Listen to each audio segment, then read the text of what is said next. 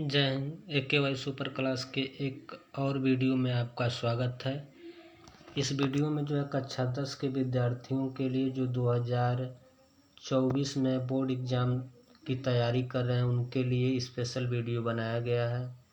जैसे आप जानते हो मार्कशीट भरने के लिए आता है तो उसमें किस तरह के प्रश्न आते हैं, इसी को ध्यान में रख कर के वीडियो बनाया गया है। और यहाँ से कम 10 नंबर आपके पक्के होने वाले हैं। तो देर न करते हुए वीडियो को स्टार्ट करते हैं। इस वीडियो का पहला प्रश्न आपके स्क्रीन पर दिखाई दे रहा है। प्रश्न है, भारत में नेपोलियन संहिता कब लागू हुआ? प्रश्न एक बार और सुन लीजिए। प्रश्न है, भारत में नेपोलियन संहिता कब लागू हुआ? ऑप्शन 1 है 1800 ईस्वी, ऑप्शन 2 है 1804 ईस्वी और ऑप्शन नंबर 3 है 1802 ईस्वी और ऑप्शन नंबर 4 है 1806 ईस्वी। तो इसमें करेक्ट जवाब क्या होगा ये आपको बताना है। तो मैं आपको बता दूं, इसमें जो करेक्ट जवाब है ऑप्शन नंबर 2 यानी कि 1804 ईस्वी। भारत में फ्रांस में नेपोलियन संहिता लागू हुआ था 1804 ईस्वी में। ठीक उस प्रश्न के नीचे आपको एक बहुत ही मोस्ट और महत्वपूर्ण प्रश्न दिख रहा है। फ्रांस में गणतंत्र की घोषणा किस वर्ष हुई? फ्रांस में गणतंत्र की घोषणा किस वर्ष हुई?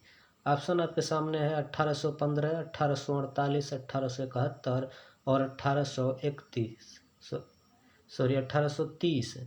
तो इसका जो करेक्ट आंसर होगा ऑप्शन नंबर 2 यानी कि 1848 ईस्वी। कब हुआ था? ऑप्शन नंबर 2 1848 ईस्वी। इसके साथ वीडियो के अगले प्रश्न की ओर चलते हैं। प्रश्न आपकी स्क्रीन पे आ गया है। प्रश्न है कि यंग इटली सोसाइटी के संस्थापक कौन था? प्रश्न देखिए, यंग इटली सोसाइटी का संस्थापक कौन था?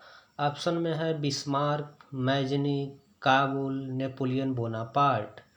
तो इसका जो करेक्ट आंसर होगा वह होगा मैजनी, जिसे मैथ्सनी भी कहा जाता है। इन्होंने क्या किया था? यंग इटली सोसाइटी का स्थापना किया था। यंग इटली सोसाइटी का इन्होंने स्थापना किया था। ठीक है, अगले प्रश्न की ओर चलते हैं। ठीक उसके नीचे प्रश्न आपको दिख रहा है कि निम्न में से किसने कहा था कि जब फ्रांस छींकता है तो बाकी यूरोप को सर्दी जुकाम हो जाता है? निम्न में से यह किसने कहा था कि जब फ्रांस छींकता है तो यूरोप को सर्दी और जुकाम हो जाता है? पहला ऑप्शन है मैटरनिक्स ने, ऑप्शन नंबर 2 है बिस्मार्क ने और ऑप्शन नंबर 3 है रूस का जार ने कहा था और ऑप्शन नंबर 4 है कि इनमें से कोई नहीं। तो क्या लगता है आपको, इनमें से कोई नहीं? इसमें जो करेक्ट आंसर होगा वह होगा ऑप्शन नंबर 1 मैटरनिक्स ने कहा था कि फ्रांस जब छींकता है तो यूरोप के जितने भी देश हैं उनको सर्दी जुकाम हो जाता है। यानी कि इसका इफेक्ट जो है फ्रांस में अगर कोई भी घटना घटती है तो उस तरह की घटनाएं जो हैं पूरे यूरोप में घटनाएं घटती हैं। इसी बात को कहने के लिए मैटरनिक्स ने इस सेंटेंस का प्रयोग किया था। अगले प्रश्न की ओर चलते हैं। प्रश्न है कि फ्रांस की क्रांति कब हुआ था? फ्रांस की क्रांति कब हुआ था? क्लास में भी इस प्रश्न को आपको पढ़ाया गया है। ऑप्शन है 1789 ईस्वी, ऑप्शन 2 है 1787 ईस्वी और ऑप्शन 3 है 1800 ईस्वी और ऑप्शन 4 है 2000 ईस्वी।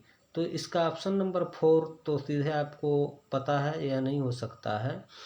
अब 3 विकल्प आपके सामने बच जाते हैं, 1789, 1787 और 1800 ईस्वी। इन्हीं 3 विकल्पों में से एक सही होगा। तो सही विकल्प जो होगा वह मैं आपको बता देता हूँ। सही विकल्प होगा ऑप्शन नंबर 1 यानी कि 1789 ईस्वी में फ्रांस की क्रांति हुआ था। अगले प्रश्न की ओर चलते हैं। प्रश्न पूछा जा रहा है कि राष्ट्रवाद का प्रारंभ सबसे पहले किस देश में हुआ? राष्ट्रवाद का प्रारंभ सबसे पहले किस देश में हुआ था? ऑप्शन आपकी स्क्रीन पे, ऑप्शन नंबर 1 है जर्मनी, ऑप्शन नंबर 2 है फ्रांस, ऑप्शन नंबर 3 है इंग्लैंड और ऑप्शन नंबर 4 है इटली। तो इसका जो करेक्ट आंसर होगा, याद कर लीजिएगा, राष्ट्रवाद शब्द का सबसे पहले प्रयोग जो हुआ था वह फ्रांस में हुआ था। कहाँ हुआ था? फ्रांस में। ठीक है, यानी कि राष्ट्रवाद की भावना सबसे अधिक प्रबल सबसे पहले फ्रांस में हुई थी। इसके बाद जस्ट उसके नीचे प्रश्न है, बहुत ही महत्वपूर्ण प्रश्न, इम्पोर्टेंट कर लीजिएगा इस प्रश्न को। प्रश्न है कि नेपोलियन निम्न में से किस देश से संबंधित था? ऑप्शन आपकी स्क्रीन पर, ऑप्शन 1 है जर्मनी, ऑप्शन 2 है इटली, ऑप्शन 3 है इंग्लैंड और ऑप्शन 4 है फ्रांस।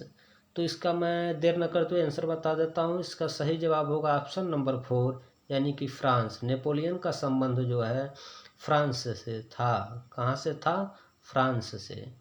इसी के साथ अगले प्रश्न की ओर चलते हैं। प्रश्न पूछा जा रहा है कि नेपोलियन की पराजय कब हुआ? नेपोलियन की पराजय कब हुआ? आपके जो सिलेबस है, सिलेबस का पहला ही चैप्टर में इस तरह के प्रश्न हैं जिनको आपको पढ़ लेना चाहिए। ऑप्शन आपके सामने दिखाई दे रहा है 1815, 1816, 1817, 1818। तो इसमें भी जो करेक्ट आंसर होगा ऑप्शन नंबर 1, यानी कि 1815। कितना होगा? 1815 में क्या हुआ था? नेपोलियन बोनापार्ट को पराजय का मुंह देखना पड़ा था। ठीक उसके नीचे एक और प्रश्न आपको दिखाई दे रहा है। प्रश्न है कि बिस्मार्क का संबंध किस देश से था? बिस्मार्क का संबंध किस देश से था? Option 1 German, option 2 France, option 3 England, option 4 Australia. तो इसका जो करेक्ट आंसर होगा वह होगा ऑप्शन नंबर 1 जर्मन, जिसे जर्मनी के नाम से जाना जाता है। किस नाम से? जर्मन को जर्मनी भी कहा जाता है। ठीक उसके नीचे है वियना की संधि कब हुई थी? वियना की संधि कब हुई थी? ऑप्शन है 1814 ईस्वी, 1818 ईस्वी, 1802 ईस्वी और 1815 ईस्वी। तो इसमें जो करेक्ट आंसर होगा वह होगा ऑप्शन नंबर 4, यानी कि 1815 ईस्वी। वियना की संधि कब हुई थी? तो 1815 ईस्वी में। अगले प्रश्न की ओर चलते हैं। बहुत ही मोस्ट प्रश्न आ चुका है आपकी स्क्रीन पे। प्रश्न है कि महात्मा गांधी दक्षिण अफ्रीका से वापस कब लौटे?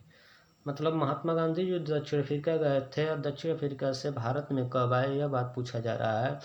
ऑप्शन आपके सामने है, 4 ऑप्शन दिखाए गए हैं। पहला ऑप्शन है 1915 ईस्वी में, दूसरा ऑप्शन है 1916 ईस्वी में और तीसरा ऑप्शन है 1917 और चौथा ऑप्शन है 1918 ईस्वी। तो महात्मा गांधी दक्षिण अफ्रीका से भारत लौटे थे 1915 ईस्वी में। 1915 ईस्वी में। इस तरह से ऑप्शन नंबर 1 यहाँ पे आपका करेक्ट जवाब होगा। ठीक इस प्रश्न के नीचे एक और प्रश्न आपको दिख रहा है कि सविनय अवज्ञा आंदोलन में महात्मा गांधी ने नमक को अत्यधिक महत्व क्यों दिया? ठीक है, किसको? नमक को, सॉल्ट। तो ऑप्शन आपको दिखाए गए हैं क्योंकि यह भोजन का हिस्सा था। ऑप्शन 2 है क्योंकि नमक पर सरकार ने कब्जा कर लिया था। ऑप्शन नंबर 3 है क्योंकि नमक का प्रयोग अमीर गरीब सभी करते थे। और ऑप्शन नंबर 4 है उपयुक्त में से कोई नहीं। मुझे पता है कि 99% लोग इस प्रश्न का जवाब नहीं सही दे पाएंगे, इसलिए मैं देर न करते हुए इसका करेक्ट जवाब बता दूंगा आपको। इसका सही जवाब होगा ऑप्शन नंबर 3। ऑप्शन नंबर 3, यानी कि क्योंकि नमक का प्रयोग अमीर और गरीब सभी करते थे, इसीलिए जो है महात्मा गांधी ने अपने सविनय अवज्ञा आंदोलन में नमक को ही लिया। अगले प्रश्न की ओर चलते हैं। अगला प्रश्न है 13 अप्रैल सन 1919 को कौन सा घटना घटित हो गया था भारत में? ऑप्शन 1 है साइमन कमीशन का भारत आना, ऑप्शन 2 है असहयोग आंदोलन की शुरुआत, ऑप्शन 3 है सत्याग्रह की शुरुआत और ऑप्शन नंबर 4 है जलियांवाला बाग हत्याकांड। तो इसका जो करेक्ट जवाब होगा, आप लोगों को भी पता होगा कि 13 अप्रैल 1919 ईस्वी को अमृतसर में जलियांवाला बाग हत्याकांड नामक घटना घटित हुई थी। इस हिसाब से option number 4 is correct answer. ठीक उसके नीचे एक प्रश्न आपको और दिख रहा है कि महात्मा गांधी ने असहयोग आंदोलन कब प्रारंभ किया था? यहाँ पर किस आंदोलन की बात कर रहा है? असहयोग आंदोलन। तो इसका जो करेक्ट जवाब होगा वह भी होगा ऑप्शन नंबर 1, यानी कि सन 1920 ईस्वी में महात्मा गांधी ने असहयोग आंदोलन प्रारंभ किया था। ठीक है, तो इसके बाद अगला प्रश्न है, पूना समझौता किन दो नेताओं के बीच में हुआ था। कह रहा है पूना समझौता किन दो नेताओं के बीच में हुआ था। पूना में एक समझौता हुआ था जिसे पूना पैक्ट के नाम से भी जाना जाता है। तो ऑप्शन 1 है कि गांधी जी और नेहरू जी के बीच, ऑप्शन 2 है कि गांधी जी और सुभाष चंद्र बोस के बीच, ऑप्शन 3 है गांधी जी और सरदार पटेल के बीच, और ऑप्शन नंबर 4 है गांधी जी और अंबेडकर के बीच। तो इसका जो करेक्ट जवाब होगा मैं आपको बता दूं, ऑप्शन नंबर 4। पूना समझौता जो हुआ था वो गांधी जी और डॉक्टर भीमराव अंबेडकर के बीच में हुआ था। इस हिसाब से विकल्प नंबर 4 आपका करेक्ट आंसर होगा। वीडियो कैसा लगा कमेंट में ज़रूर बताइएगा। इसी के साथ मैं वीडियो को वहीं पर समाप्त करता हूँ। शॉर्ट वीडियो है। जय हिंद, जय भारत।